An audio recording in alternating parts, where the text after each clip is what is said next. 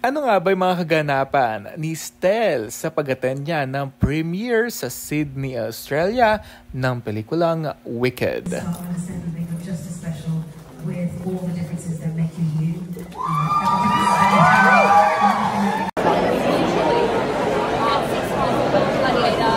Stel, kamusta Sydney so far?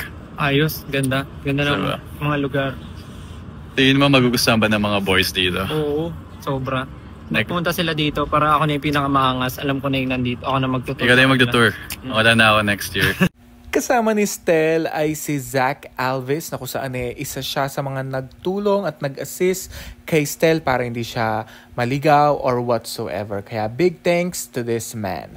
However, narito na nga mga kaganapan na IG story ni Stel na binigyan din tayo ng update somehow nitong si Stel kung ano nga ba yung mga nangyayari sa kanya sa kanyang mini vacation somehow sa Sydney, Australia at nag-e-enjoy talaga itong si Stel dahil may mga nagbibigay din ng mga regalo early Christmas gift sa kanya ng mga fans at ilan sa mga brands na talaga namang nagtitiwala sa kanya.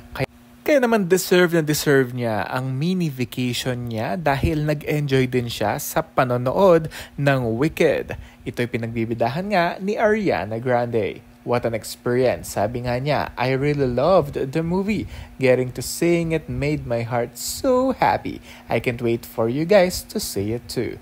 Wicked movie will be out in cinemas on November 20. Thank you so much again, Universal Pictures PH, for this opportunity. Kaya naman, lubos talaga niyang pinagpapasalamat na isa siya sa mga binigyan ng pagkakataon na masilayan ng first hand ang pelikulang Wicked. It came from a musical at ito na nga pelikula na nga ito at we can't wait na mapanood na rin natin ito in cinemas nationwide. Kaya naman narito ang look ni Stel na napakagwapo, no? Napakaganda talaga ng green sa kanya. Talagang it matches his personality at ang kanyang look very, very gorgeous man. And that's it for now. This has been Jacob Manangan TV. Thank you for watching. For more SB19 and Stel updates, don't forget to like and subscribe.